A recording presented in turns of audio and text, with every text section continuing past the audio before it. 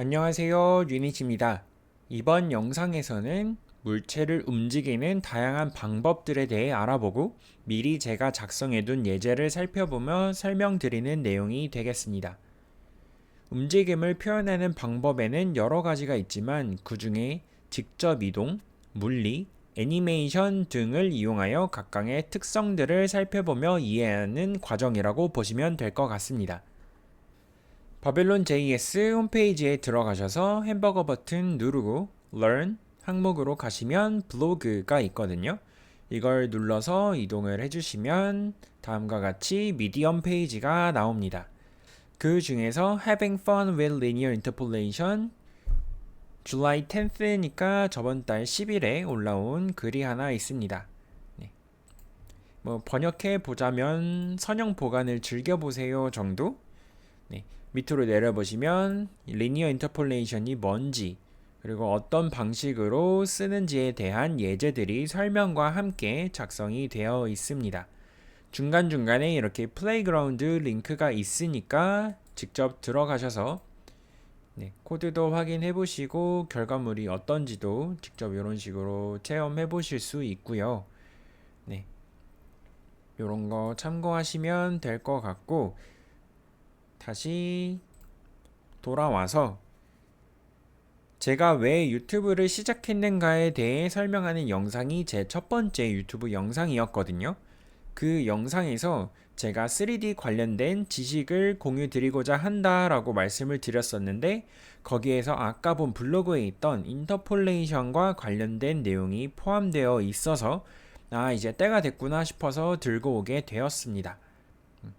이때 제작했던 이 예제보다 업그레이드해서 들고 왔으니까 재밌게 시청해 주시면 감사하겠습니다. 그럼 이제 들어가 볼까요? 우선 인터폴레이션 보관이라는 것에 대해 짚고 넘어가야 합니다. 단어가 생소하실 수도 있는데 보관이란 두 값이나 상태 사이를 연결하는 방법이라고 이해하시면 됩니다.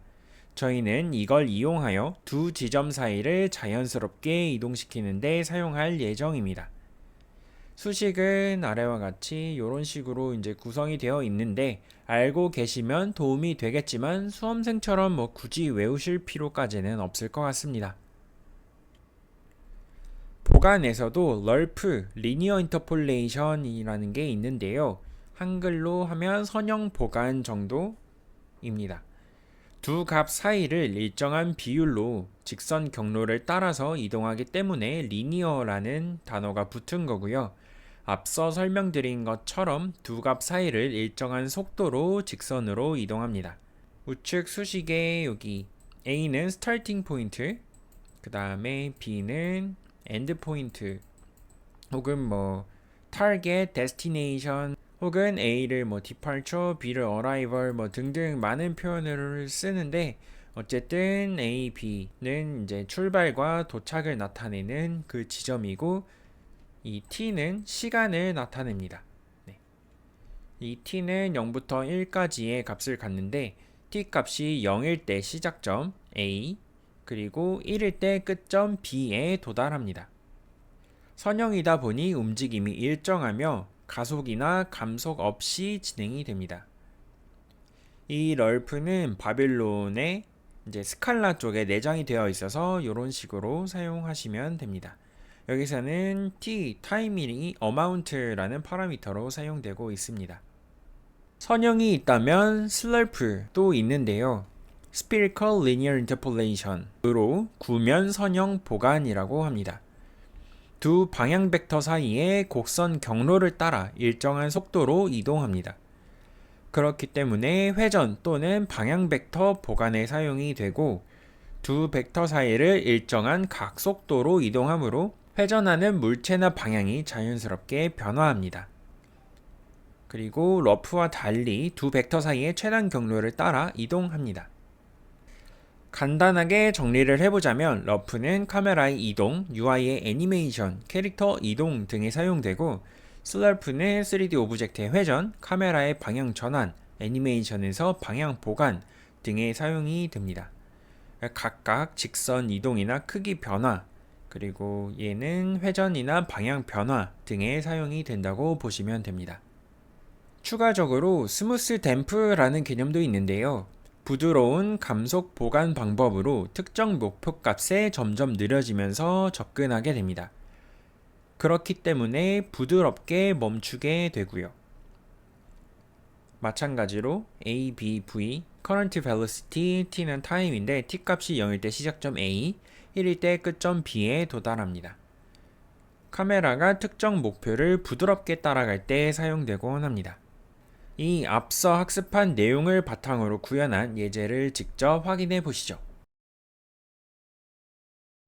네, 이렇게 제가 구현한 예제인데요. 위에 scene 설정해주고 카메라와 라이트까지는 기본 세팅입니다. 그리고 플레인을 하나 만들어서 배치를 해놨는데 이 그리드 머터리얼까지 뒤에 격자 무늬로 되어 있는 이 배경을 타내려고 이런 식으로 구성을 해놓은 거고요. 네. 다시 재생을 누르고 이제 먼저 한번 보여드리고 설명으로 넘어가겠습니다.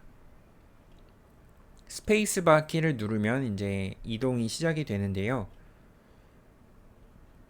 이런 식으로 각각 이제 정해놓은 항목에 맞춰서 오브젝트들이 이동을 하는 이런 예제입니다. 그러면 조금 창을 조절을 해놓고 설명을 드리자면 이제 스타트라는 플래그를 하나 만들어서 스페이스바를 눌렀을 때 이동이 시작되게 할지 아닐지를 이제 관장을 하고 있습니다. 네. 그 다음에 하드코딩으로 스피어를 1번부터 7번까지 이런 식으로 제작을 했는데요. 조금 직관적으로 볼 수 있도록 이렇게 했지만 이게 점점 많아진다면 반복문으로 변경을 해서 사용을 하셔도 상관없습니다. 바빌론 자체적으로 키보드의 인풋을 추적할 수 있는 온키보드 옵저버블이라는 거에서 눌린 키가 스페이스 바라면 키 다운이 됐을 때 이제 플래그를 반전을 해줄 거고요. 그 다음에 포지션을 초기화를 해줄 겁니다. 그리고 스타트가 이제 true로 들어오게 되면 이 아래쪽 3개 텔레포테이션과 애니메이션 피직스를 활성화시켜주고 이 위에 거는 밑에서 설명을 드리겠지만 onBefore render observable에서 이제 EasyStart에 엮여서 실행이 되게 되어 있습니다. 그리고 리셋 포지션 같은 경우에 이제 포지션을 이니셜라이즈 하고 그 다음에 리셋 해주는 함수로 x를 -1로 고정을 시켜놨고 y 값만 2부터 점점 한 칸씩 작아지도록 이렇게 세팅이 되어 있어요. 네. 그리고 초기에 1회 한번 호출을 해서 불러주고요. 타겟 포지션은 1,0,0으로 지금 잡아놓긴 했는데 실제로는 y랑 z 값이 쓰이지는 않을 거고요. x가 -1부터 1까지 이동하는 그런 예제가 되겠습니다. 여기서부터 여기가 -1 지점이거든요. 여기가 0이고 여기가 1이니까 여기 위치까지 이동하는 예제가 되겠습니다. 그러면 이제 본격적으로 이동하는 함수에 대해서 설명을 해 드릴 건데요. 첫 번째로는 move toward입니다. 여기서 이 델타라는 것은 현재 위치와 그 다음에 목표 위치 간의 차이를 계산을 하고요. 그 다음에 두 위치 간의 이제 거리가 최대 이동 거리 맥스 무브라고 잡아놓은 요것보다 크다면 현재 위치에서 최대 이동 거리만큼 이동을 시키고 목표 위치에 도달했거나 매우 가까운 상태가 되면 타겟 위치를 리턴해주는 이런 함수입니다. 그 다음으로는 슬래프인데요. 러프가 이제 그 다음 순서인데 얘는 스칼라에 내장이 되어 있다고 했죠. 그래서 함수로 따로 구현을 하진 않았고 슬래프로 넘어가서 설명을 드리겠습니다. 네. 슬래프는 구면 보관이라고 말씀을 드렸는데요. 우선 스타트와 엔드 포인트 여기 커런트랑 타겟 스타트 엔드처럼 제가 계속 이제 변경해가면서 쓰는데 일부러 이렇게 한 거고 하나로 통일시키지는 않았습니다. 다양한 용어로 사용이 되기 때문에 네, 우선 요건 염두에 두시고 이제 스타트랑 엔드를 벡터 3의 닷, 이거는 이제 두 벡터 내적이라고 하거든요. 이 내적 결과를 마이너스 1부터 1까지로 클램핑, 그러니까 고정을 한다라고 이해를 해주시면 될 것 같아요. 그렇게 해서 나온 이 세타, 두 벡터 사이의 각도죠. 두 벡터 사이의 각도를 구하고 그 각도를 퍼센트만큼 곱해서 보관값을 결정을 하고 있습니다. 네. 그 이후에 릴레이티브 벡터, 상대 벡터를 계산을 해서 엔드에서 스타트에 이제 투영 벡터를 뺀 값을 계산을 하는 거고요. 이 상대 벡터를 노멀라이즈, 정규화해서 방향 벡터로 사용을 합니다. 이렇게 한 이후에 각도를 기반으로 한 스타트와 엔드 사이에 보관된 벡터들을 계산해서 리턴해주고 있습니다. 이게 수학적인 개념이 조금 들어가다 보니까 조금 헷갈리거나 이게 뭐지 하는 생각이 조금 드실 수도 있는데 정상입니다. 네. 이게 정상이고 그러니까 두려워하지 않으셨으면 좋겠고 이거를 완벽하게 이해를 하지 못하더라도 이러한 뭐 개념들을 사용을 하는구나 정도로만 받아들여 주셔도 무관할 것 같습니다. 네. 그리고 여기서 이제 클램프를 하는 이유가 이 내적 결과의 범위를 벗어나는 것을 방지하기 위해서거든요. 이게 부동소수점 연산에 이제 좀 불완전하다고 해야 되나? 그런 것 때문에 마이너스 1보다 작거나 1보다 크게 나오는 경우가 종종 있습니다. 그래서 아예 안전하게 아크 코사인 같은 경우에 이제 내적 값이 마이너스 1에서 1 사이로만 이제 떨어져야 올바르게 작동을 하니까 아예 그냥 고정을 시켰다라고 이해를 해주시면 될 것 같아요. 그래서 이 내적 값이 1일 때는 두 벡터가 같은 방향이고요. 그 다음 내적 값이 마이너스 1일 때는 적으면서 설명을 드리는 게 낫겠네요. 네. 닷 C 총 1일 때, 0일 때, 마이너스 1일 때 이렇게 크게 세 가지로 볼 수 있을 것 같은데 네. 내적 값이 1일 때는 같은 방향입니다. 같은 방향. 그 다음에 마이너스 1일 때는 반대 방향. 네. 그리고 0일 때는 직각이겠죠. 네. 직교한다고도 하는데 이렇게 되어 있는 거고 두 벡터가 이렇게 같은 방향인 거고 마이너스 1일 때는 반대 방향으로 진행하고 있는 것입니다.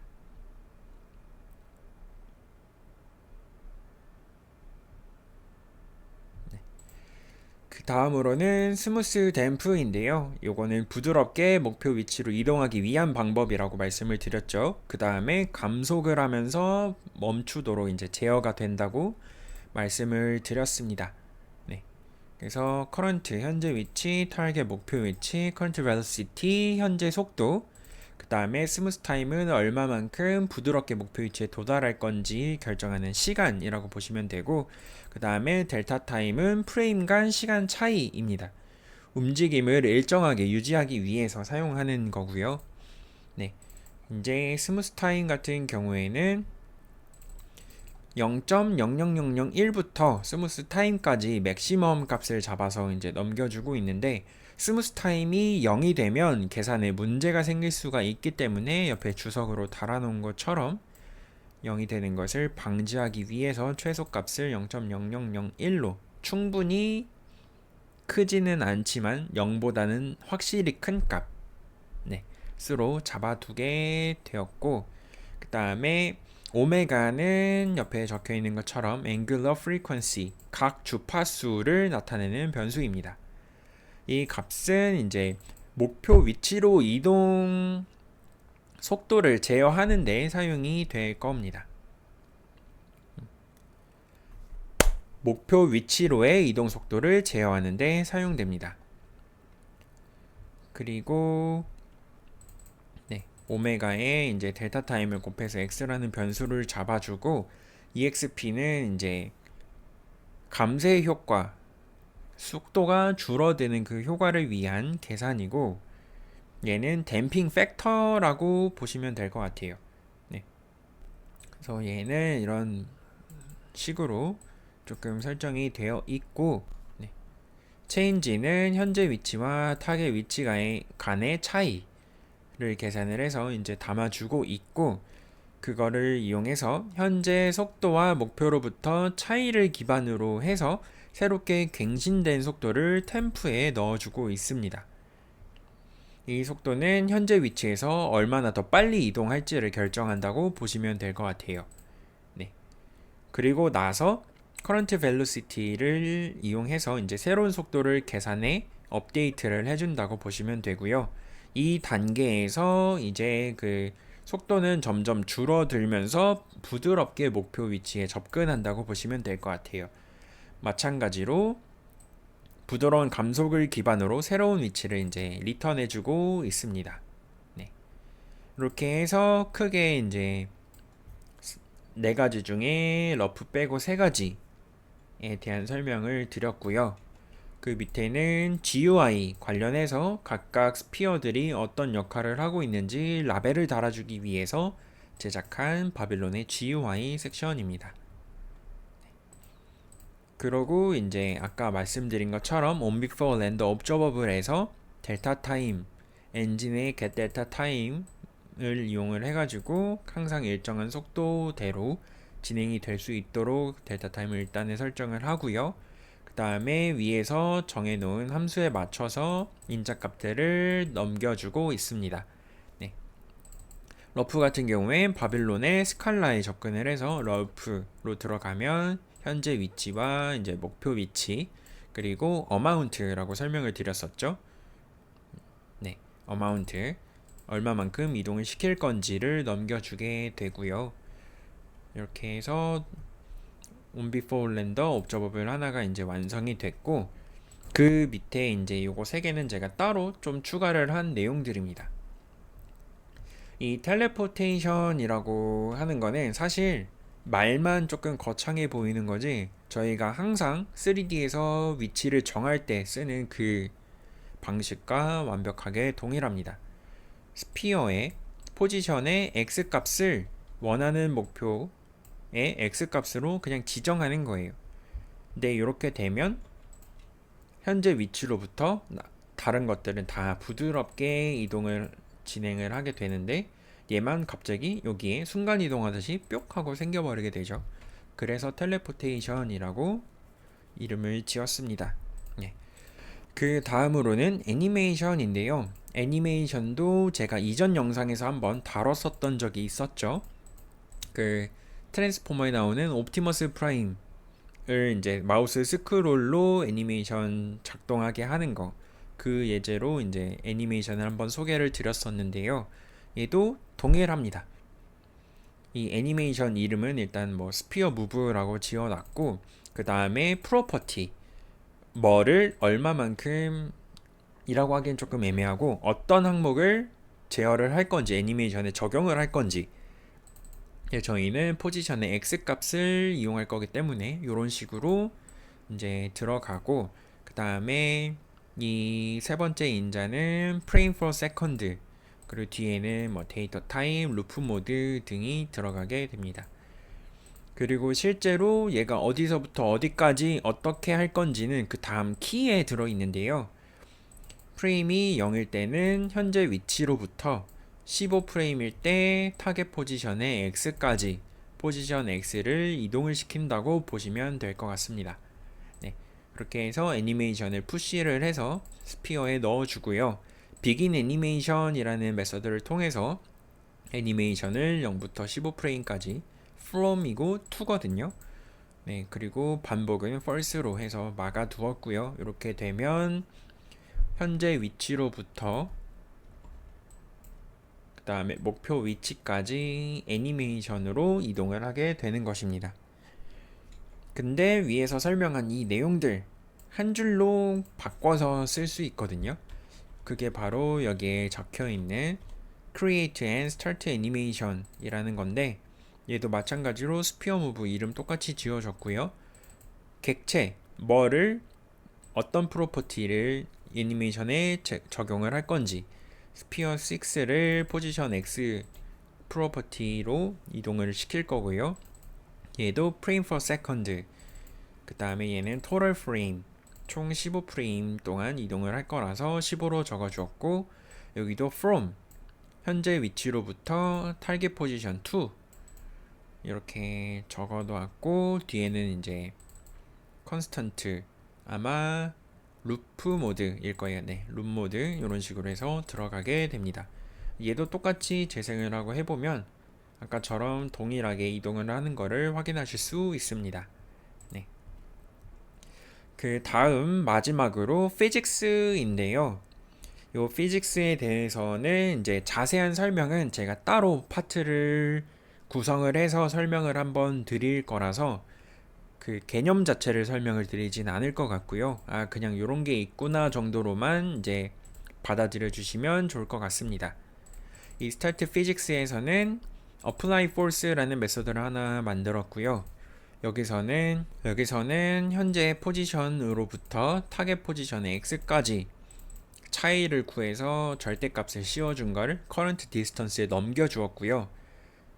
이 거리 차이가 0.01보다, 그러니까 충분히 가까워졌다고 판단되는 숫자보다 클 때는 계속 이제 디렉션을 정해주고 벨로시티만큼 이동을 시켜주고 있습니다. 여기서 이제 스피어에 피직스 임포스터라는 거를 이제 달아주고 거기에 리니어 벨로시티를 이 위에서 계산한 벨로시티로 적용을 시키고 있는 건데요. 여기서 이제 피직스 임포스터란 바빌론에서 사용되는 물리 엔진의 객체를 연결해주는 중재자라고 보시면 될 것 같습니다. 그러니까 다시 말해서 3D 객체에 물리적 특성을 부여하는 역할을 한다라고 이해해 주시면 됩니다.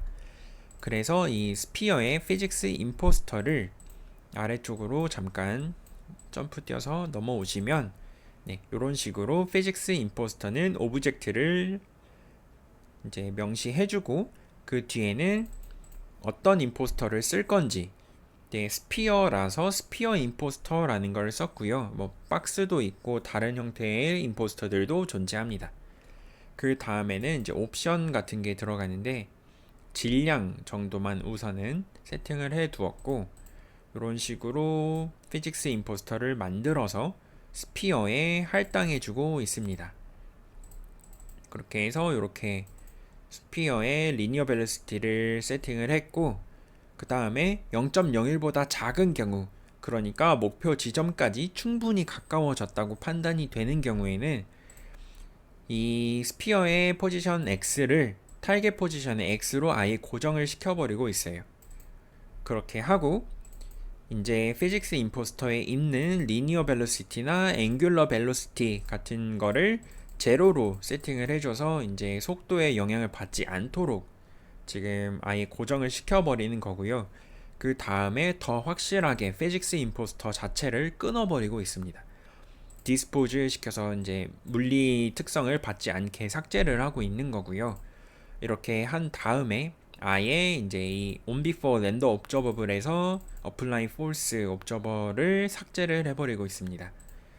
위에 이 move toward, rough, slurp, smooth, damp 자체를 onBefore render observable에서 한 거랑 동일하게 계속 이제 시간이 감에 따라서 매 프레임마다 물리의 영향을 받아야 되기 때문에 이런 식으로 onBefore render observable에 담아놓고 사용을 했던 거고요.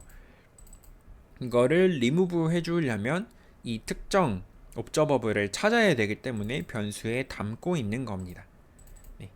그래서 이 옵저버블을 변수에 담고 있고, 이 옵저버블에서 리무브 메서드에 특정 옵저버를 넣어주면 그 옵저버만 삭제를 할 수가 있습니다.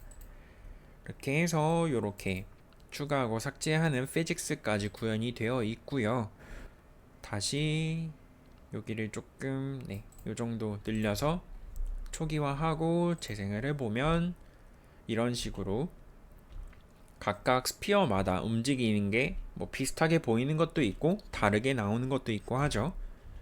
그래서 직접 하나하나 이 예제에 들어오셔서 변경하시면서 확인해 보시면 좋을 것 같습니다. 이 링크는 유튜브 영상 더보기란에 남겨놓을 테니까요. 참고하시고 오늘은 이렇게 물체를 이동시키는 여러가지 방법에 대해 알아보았는데요. 다양한 방식을 다양한 프로젝트에 접목해서 사용하시는 데 도움이 됐으면 좋겠네요. 오늘 영상도 알찼다면 좋아요, 댓글, 구독, 알림 설정, 조댓구알 부탁드리고요. 다음 영상에서 뵙겠습니다. 안녕.